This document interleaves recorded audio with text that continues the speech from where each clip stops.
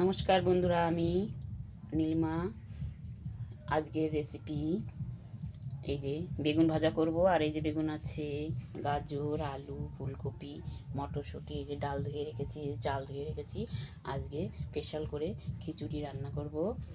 আপনারা দেখতে থাকুন, আমি খিচুড়ি রান্না করব। দেখুন বন্ধু, বেগুন ভাজা হয়ে গেছে, লম্বা লম্বা বেগুন ভেজেছি।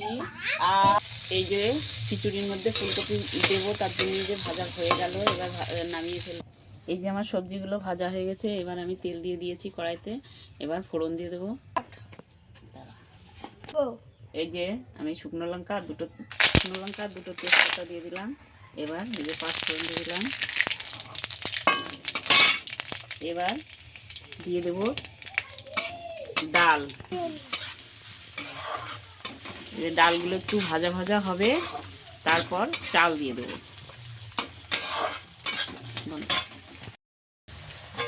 এই যে ডালগুলো আমার ভাজা হয়ে গেছে, এবার আমি চাল দিয়ে দেবো।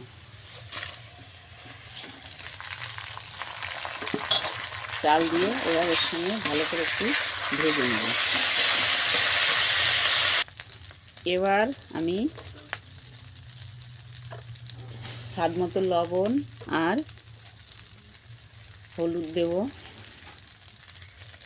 হলুদ দিয়ে ভালো করে মিশিয়ে দেব, মিশিয়ে একটু ভেজে নেব।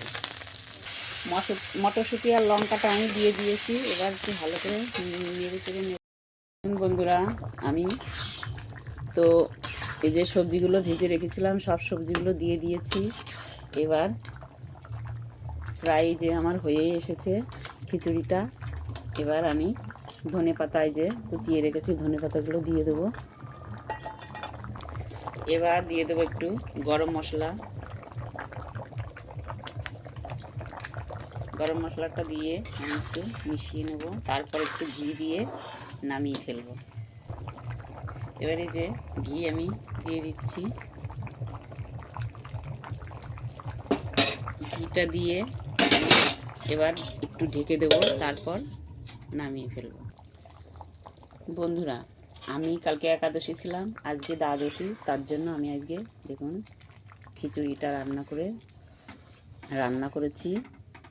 আপনাদের যদি এইভাবে খিচুড়িটা আপনারা বাড়িতে ট্রাই করে দেখুন কেমন লাগে, আর ভালো লাগলে আমাকে লাইক কমেন্ট শেয়ার করবেন।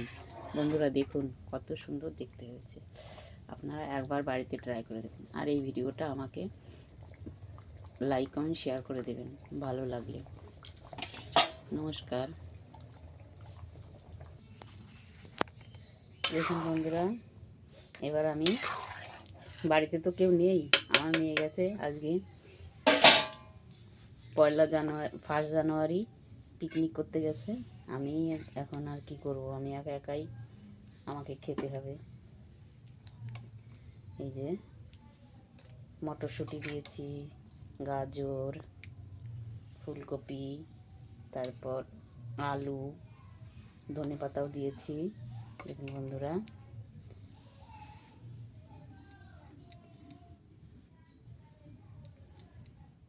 আপনারা একবার বাড়িতে ট্রাই করে দেখুন।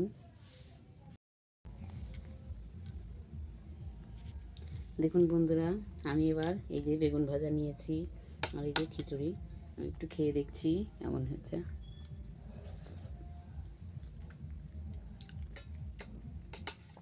দারুণ হয়েছে বন্ধুরা।